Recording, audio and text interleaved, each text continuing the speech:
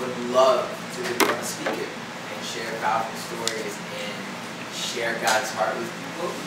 And so I thought it would be a great opportunity to give her, or a great place to give that opportunity, a safe space to share.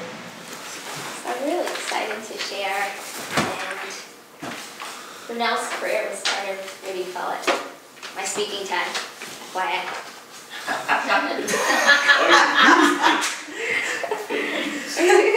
Okay, so I'm going to be sharing with sharing about 3 things that happened during Night Cup, or that I really experienced, and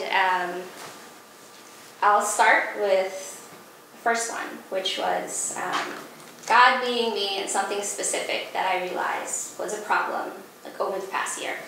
So over the past year, I was just becoming really, really uncomfortable in myself, and God, through Night Cup, He met and addressed this really important issue. So I'll share my first journal entry that I wrote our first night here that will touch on what the issue is. Okay, so tonight Jonathan asked us to share our highlight and our low light of our week. And seriously, as I'm here writing about this, I'm feeling lost. This lost feeling is not unfamiliar to me, as for over the past year I felt it while in leadership. There was always a constant need for me to talk and share, and I've gotten accustomed to not sharing, to hiding most parts of myself. The questions I grapple with are, who am I? Why am I okay with dating and hiding? And what are the lies that I'm believing that are feeding into this? A part of me feels like God wants to deal with this while I'm here, and He'll continue to highlight it until I give up.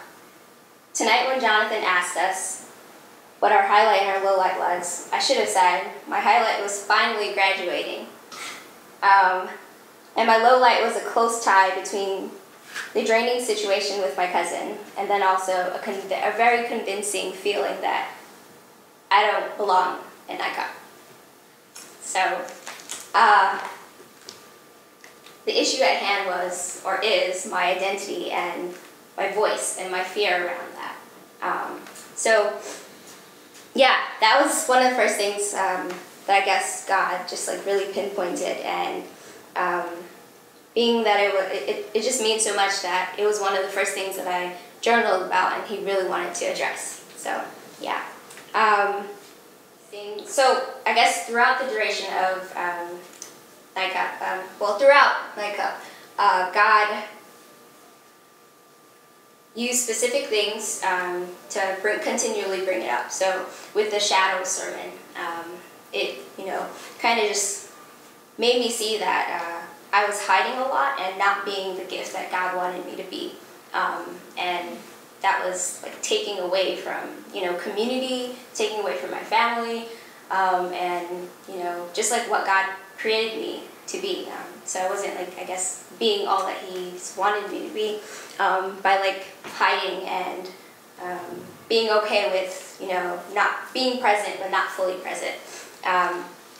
I had a conversation with Jonathan, and in which he in which he mentioned that he said, I don't think that you're an introvert, or you were just probably told something in your childhood.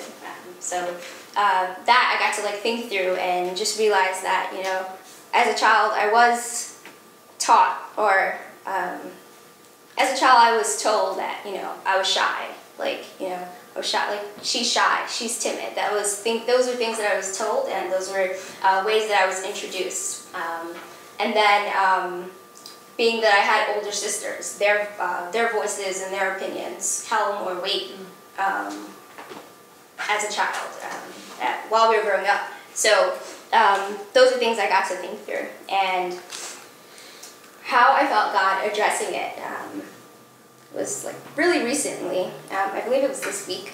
I was flipping through my Bible, and I just happened to casually fall on Jeremiah, and I rewrote the first chapter sorta of Jeremiah, and so the portion is called The Call of Jeremiah, adapted from Jeremiah 1, verse 4 through 9, and I, kind of, rewrote it sort of and inserted myself and how I was feeling in it. So I want to share that with you guys. The word of the Lord came to me saying, "Before I formed you in the womb, I knew you. Before you were born, I set you apart. I appointed you as a prophet to the nations." "Ah, sovereign Lord," I said, "I do not know how to speak. I don't feel worthy, or what I have to say is important." But the Lord said to me, "Don't say that you feel unworthy, or what you have to say isn't important. You must go to everyone I send you to, and say whatever I command you to. Do not be afraid of them, for I am with you, and I will rescue you," declares the Lord. Then the Lord reached out his hand and touched my mouth and said to me, "I have put my words in your mouth." Yeah. He put his words in my mouth. Ah, man. Oh, boy. Yeah. And that just is so reassuring that God has put his words in my mouth. Yeah. So the second thing that happened during Night Cup was God opened my eyes towards the mission field that is New York City. So prior to coming here, I applied to IJM, which is like a broad missions organization. They do a lot with serving the poor and helping people who are in poverty and then who've also been trafficked. So that was my goal for after college. I really wanted to go abroad and stuff. And during Night Cup, God just showed me that New York City is a missions field. New York City is your missions field, Daphne, and that I guess even though there's so for me there's always been a luring effect of just wanting to go abroad and I guess thinking greatly of people who lay down their lives to go live somewhere else and serve people in different countries. And God really showed me that there are people who are broken here. There are people who need the gospel here. There are people who are just in need of God's love, and I have a very important role to play in that. So that was huge because I'll say that even my first week here, I was still thinking about IJM and why I didn't get accepted, but God showed me just through just everything that's happened, I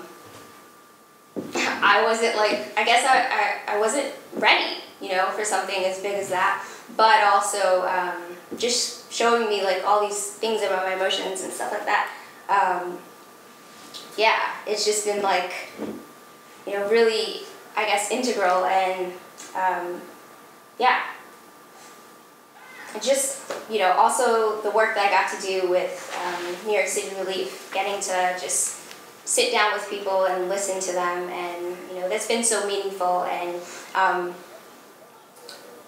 for me, it hasn't been, the glamorized things that I see, when people go to do missions, so the healing and, other things that we normally hear about and stuff like that. For me, it basically just looked like sitting with people and giving them my time. And God just showed me the importance in that, and just how valued it was.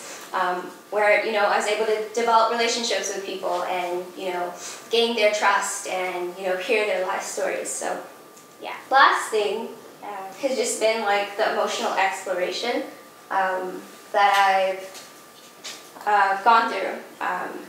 So I guess prior to Night Cup, I thought I was an okay Christian, or whatever that means.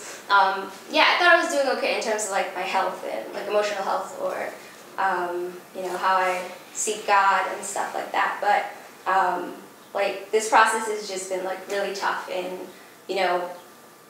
God showing me that I wasn't where I thought I was. So I thought I was here, but God was just no, you're more here, But that's totally fine. As I'm learning, it's fine to be there, because now that I'm aware about these things, God will, help me, get to where I need to be. Yeah, so, learning about the patterns in my family, those, having to, I guess, just, really take a hard look at what lies in my family. That was hard, but it helps me and gives me like hope for, you know, going back home and, you know, trying to be, I guess, an example of, you know, what emotional health might look like as I continue to pursue it. Lies that I believe that, the lies that I've believed and I guess have become part of my identity